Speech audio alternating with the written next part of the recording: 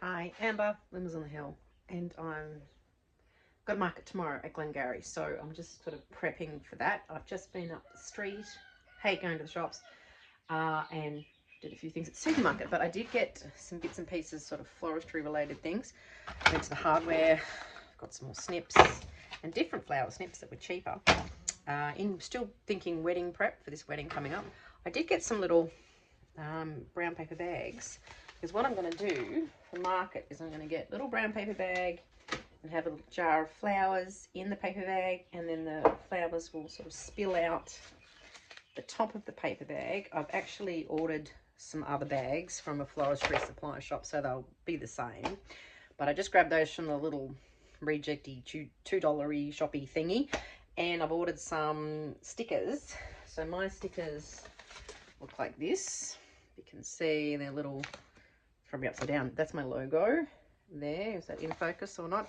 A little bunch of flowers. I can't tell because my eyes aren't in focus, but I've ordered some bigger ones that are about 7.5 centimeters diameter, so some more circle ones, so they can go on the front of paper bags with these jars of flowers inside. And I thought they'd be a really good sort of little grab and go kind of posy to buy at a farmer's market, because it's a small posy. It could be, sort of $15 mark, and it would be easy to carry rather than like someone trying to carry that around. That's not going to work. But at a market, you can have a little bag.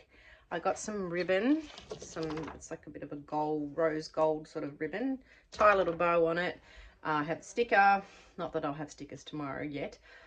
But yeah, a little bag of flowers with the logo on the front and the flowers bursting out the top of the bag. I thought that'd be really good for people to carry around easily to market. Good advertising. So not my idea. I saw it on Instagram. A flower farmer in the UK had them. I thought that's the best idea. So I could put them in the Mervynhall shop too. And it's little jam jar posies are a bit of a fiddle, but if you've got shorter material, it's a good way to make use of that. So I've got some things I picked this morning. I've even got a fair bit of stock that's starting to open up. I've got this beautiful one that I've never grown before that was new. See this one here? I think that was the antique rose, I think it was called. And there's some more ranunculus and cornflowers and a few other bits and pieces. So should have enough material to make up a few. I'm going to go have another look now because I got that early this morning.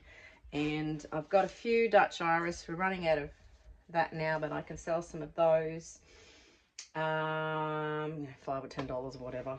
But then I've got my tubers to take. So today is farmer's market prep. Subject of jam jars. These are just, these obviously had food in them, probably, I don't know, pasta sauce or something. I'll just stick my sticker on them, and that's how I've got them with flowers in them at the Mervynhall shop. Always save your jars, apart from the fact that I will preserve things and make tomato relish and, all that kind of stuff. But I've been raiding my collection at the moment. I've got some more soaking. If you need jam jars or whatever, make sure you soak them as soon as you think about it, because it can take a while to get the labels off. So soaking them in hot water, and then I get my metal scourer, whatever it's made of, steel scourer from the kitchen, and use that to scratch all the stuff off. Now, ignoring all the mess, have a look at these are my dahlia seedlings. These are the petite florets. One tray of them is the bee's choice, but I lost all the others. But anyway, they're looking really good. I'm thinking about actually pinching them out. I've been hardening them off too, so they'll go out fairly soon. Anyway, jar subject. These are all the jars I've put aside for this wedding I'm doing, start of November. And I have 20 of, I need 39 in total, but I have 20 of these taller ones, and they are actually a honey jar. Very expensive honey. I've been buying heaps of it. There's 20 of them. This is Beechworth honey.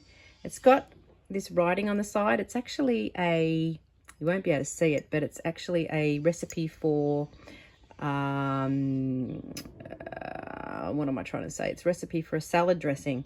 And it's got the marks on the side where you add the certain ingredients. So they're nice and tall, but they're still fairly wide at the top. So I've got 20 of those, and then I've got these shorter jam jars, and there's 19 of those. So at least I've got half of one, half of the other. But I cleaned them all early, and they're all set there ready waiting. So those sorts of things, make sure that you get that kind of prep done early, just in case you discover that the jars aren't there where you thought they were, or they need cleaning, because soaking labels is a bit of a pain in the butt. My garden is starting to wake up. Yesterday was very, very rainy. This is my Bathsheba David Austin rose. It's only in its 3rd year. It's really big. There's a heap of buds on it. But it's starting to wake up. It was very, very rainy yesterday. Like, it just poured all day. Look at my weeds. It rained all day, like real heavy showers. There was no wind, thank goodness. But it was quite warm, and the day before was actually quite hot. So there's lots of things in here which are really opening up, which is fantastic. Yeah, so I mean, have a look at my stock. I've got lots of that starting to bud up, but I'm a little bit scared now that it might all be finished before the wedding.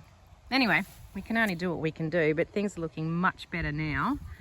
Still need to keep our fingers crossed though. I really love larkspur. If you haven't grown it, it's so nice. This is so pretty. A lovely spire. These plants here were actually bought seedlings, so they're all sort of the more uninteresting colours, like the purple, the white and pink. There's a pink one coming in here, which is pretty. I've got another patch of them just over here. They were ones I started from seed. I'd never been successful, but this time I had them covered with cardboard boxes because they need to germinate in the dark. That's all the smoky eyes and the other grey one. I can't remember the name of it, but that's those ones. And then down further, there's another patch of bought ones, just bought seedlings, because I really do like them. They're a really handy flower. They're lovely. So this is a relatively short stem too. So this is where these little jam jar posies, or having them in the little little paper bags. It's just making use of these stems which are just short. So it's sort of, you know, trying to make the most of your patch and try and sell as many stems as possible. Just think up sort of innovative ways. Not that I thought up this way, I am borrowing this idea, but it's a really good one. And roses are starting to come out a little bit. There's one there. There's a few buds here. A very weedy patch here. Ignore the weeds. This rose here. Bits. Oh my goodness! Look at my mustard weed! Yay! So my new Olivia Rose Austin roses are budding up. This is the row where I've got 10. So there's some more just down there, and then beyond that there's 10 Charles Austin, which are peach. So that's super exciting. These roses I got off that other flower farmer. So there's, yeah, I got 50 roses up here, I think it was. And then there's 10 here. I know there's weeds. I've got to get back in here and fix this up. There's 10 Desdemona David Austin. So they're a very blushy white, and there's actually a bud. But these are new this year from the store, so they're not going to do an awful lot this year. But that bud is very pretty. Oh, these weeds have suddenly sprung up. A couple of warm days and there they go. Everything's sort of finally starting to get going. Hooray. This is my honeywort here. There's just a little patch of it. I'm pretty certain this needs to be pinched out. I'm just going to check my notes. But the first time I grew it was last year and I didn't pinch it out. But I'm just thinking back to some floret notes I've got. But I'm pretty certain I need to pinch these, but I'm just going to double check. If you haven't grown honeywort, it's lovely squelchy sort of a leaf. Beautiful sage green colour. And the foliage looks really nice in arrangements. And then it has a lovely purple bell-shaped flower too. Yeah, it's lovely. Really, really good one, this one. My cress is coming along. It's got some spikes. Cress has a lovely sort of a seedy kind of a thing going on at the top. It's a nice little airy, sort of a fillery thing. I've got a patch here and then another patch somewhere down there. Can't remember where it is. It's somewhere down here. So I'm doing successions of it. I've actually got to sow some more of these seeds. I just haven't got round to it yet, but this is a good one. It's actually Persian cress, just so you know the variety in case you want to grow it. Now I'm keeping on top of harvesting my poppies. I want these for the wedding and for the wedding that I'm doing at the end of November as well. So, you know, I come out every day and there's more open. But what you want to do really is cut them at this stage when it can see a little bit of colour. That's what they call cracking bud stage. So that way, you know, they'll keep opening up, but they'll last a lot longer. So yeah, so we'll take these ones. There's a new snapdragon opening up. Look at the colour of this. It's like the most beautiful rosy pink. Honestly, at the moment in spring, I hate this because I'm staring at all my plants, willing them to open. They're just on the point. And it won't be too long, I'll be drowning in flowers. And when summer comes and I have all the dahlias and all the zinnias and all the everything, I'm going to be absolutely swamped, and there's going to be a paddock full of it. So much stuff I won't even be able to cut it all. At the moment, it's just frustrating because I've got hardly anything. These are some new peonies. I got 6 new ones. They've got buds. I shouldn't have let them do that. But we're going to up the collection of peonies because our climate's quite good for it. I will show you my older peonies. This is the first time they have got as many buds as they've got. Now the bulk of my peonies are in here, and I've had to move some of them several times. See, this is a fairly decent sized bush, but some of them we've had for years and years, and we've had to move them because they weren't doing well where they were. This one's flowered and blown, but this one has several buds on it. Look at this plant. It's really quite large with lots of buds on it. So this is obviously an older one, and then there's another one here with really large buds on it. Interesting looking insects all over it, but it's got the most beautiful colour coming.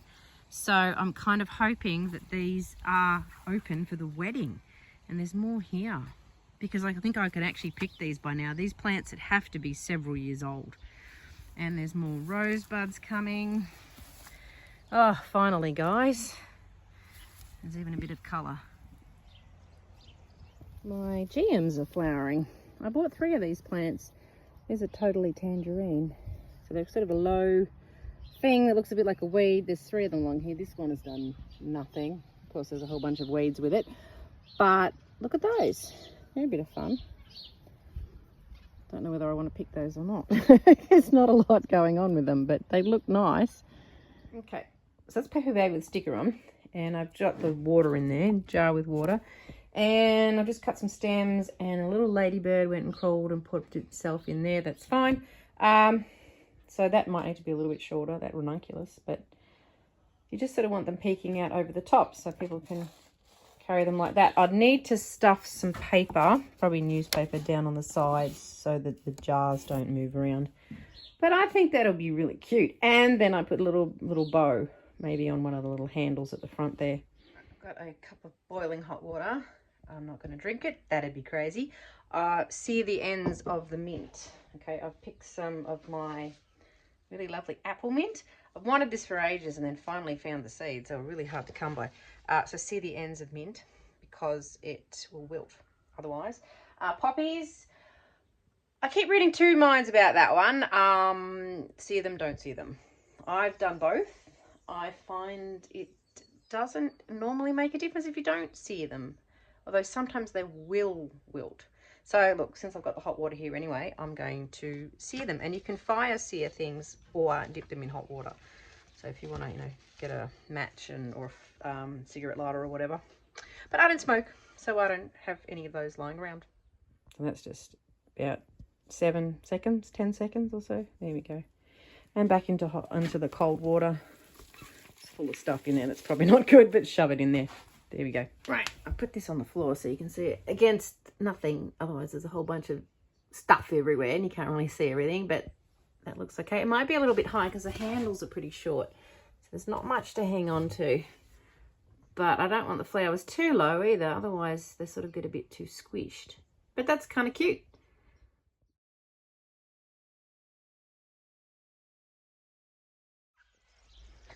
Good morning. It's early. Oh, and there's already a bug in my tea. Great. Just made this cuppa. It's just after 6 in the morning and I'm going off to Glengarry market today. So, yeah, that's a pain. I've got to dig out a bug now.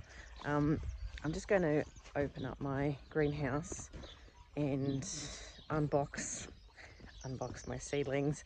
I'm still unboxing a few. Most of them are not under double cover now.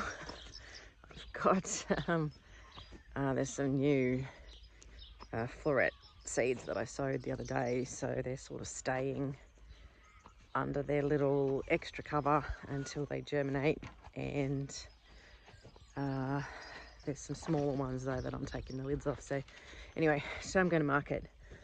I'm not a fan of getting up early, so bear with me. Right, so the bug in my tea has vanished. I don't know whether it's slopped out, because I did slop some stuff out, or whether it's sunk and I'm going to drink it. But that's okay. So I'm just going to let these, some of them, and some of them I'll leave on that haven't germinated yet. Germination rate on those floret seedlings hasn't been as good this time around, so I wonder whether it's too warm for some of them now. Because I mean, I don't know. Like, is it temperature too high for germination? I don't know. Anyway, so the temperature today, it's not a bad day. Yesterday was pretty horrible. Actually, yesterday was cold again. We're back to being cold again. But today apparently it's not going to be too bad. I've got a couple of layers on now, but it's only just after 6. But it's not windy, all right? So if you're doing farmers markets, if you're thinking about it, wind is not your friend. That's what makes it harder. I mean, rain, I've just dropped a little, there it is. Rain is annoying because it keeps people away. But wind is worse because it blows you away and your marquee. So you've got to make sure that you've got weights. I've just seen a snail wandering down the window. Hang on. Oh, and there's a slug. I'll just get these horrible things off the glass. Right, got them. The damage in here actually hasn't been too bad from insects this year. It has helped putting slug and snail stuff down, I think. But really what I want to do, once everything's out of here, and out in the field, this really needs a good clean in here. I'll get in here with a hose and just spray the whole inside and scrub. It's a bit like green and nasty, but yeah, a really good clean out would be good. Probably actually doing it before spring would be better to get rid of anything, but anyway, that's something to do.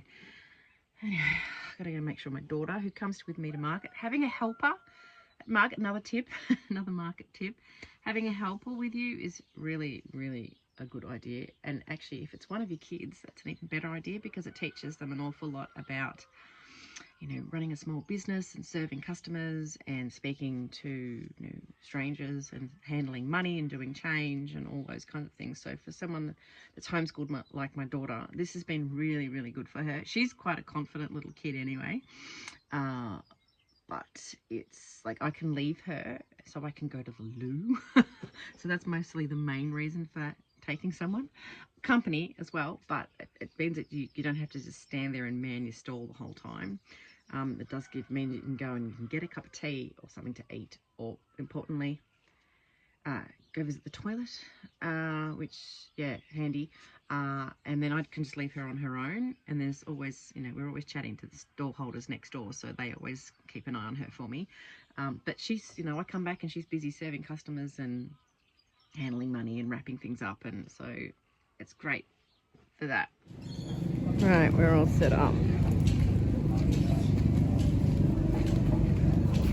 We never make a very impressive display at the market. Got my little bunting hanging up.